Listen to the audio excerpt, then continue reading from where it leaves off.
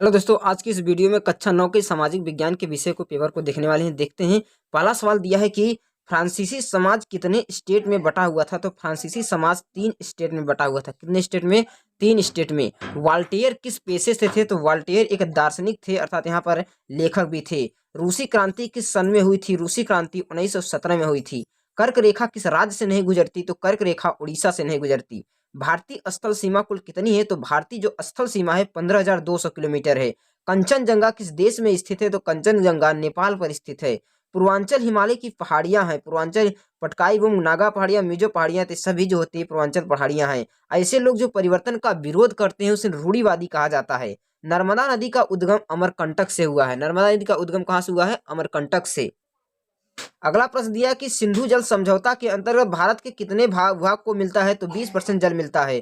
किस राज्य में सांभर झील है? तो राजस्थान में। निम्नलिखित में से कौन सा लोकतंत्र का प्रकार है? अप्रत्यक्ष अप्रत्यक्ष दोनों। चीन की संसद में कुल 3,000 सीटें हैं। दक्षिण अफ्रीका के पहले राष्ट्रपति नेल्सन मंडेला थे। भारतीय संविधान की प्रथम सभा की बैठक दिसंबर 1946 में हुई थी। निम्नलिखित में से 26 जनवरी को गणतंत्र दिवस मनाया जाता है। जिन क्रियाकलापों में राष्ट्रपति मूल्यवर्धन होता है क्या कहलाती है? तो उसे आर्थिक क्रियाकलाप कहा जाता है।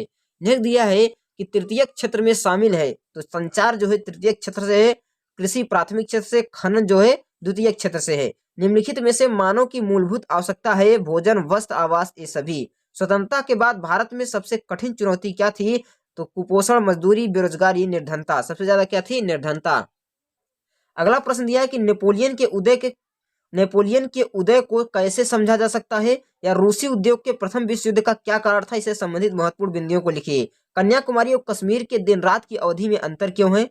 हिमालय का निर्माण कैसे हुआ? आपको संक्षेप में लिखता है। लोकतंत्र के 3 महत्वपूर्ण विशेषताएं लिखना है, अथवा भारतीय संविधान के निर्माताओं के संशोधन के प्रावधान लिखना है। शिक्षित माता पिता और बच्चों के स्वास्थ्य के अधिक निवेश करते हैं, इसको लिखना है। भारत कौन सी भावी चुनौती का सामना कर रहा है? इसको लिखना है। नेक्स्ट में दिया है कि फ्रांस की क्रांति पर दार्शनिकों का प्रभाव पड़ा, अथवा कम्युनिस्ट समाज के विचार का संक्षेप में लिखना है। भारत के भौगोलिक स्थिति का वर्णन करना है, आपको इसको लिख लेना है। अथवा भारत के प्राकृतिक भागों को विभाजित करके उसकी स्थिति का वर्णन करना है। मानव जीवन पर इसका क्या व्याख्या है? लोकतांत्रिक सरकार के प्रमुख लक्षणों को लिखना है।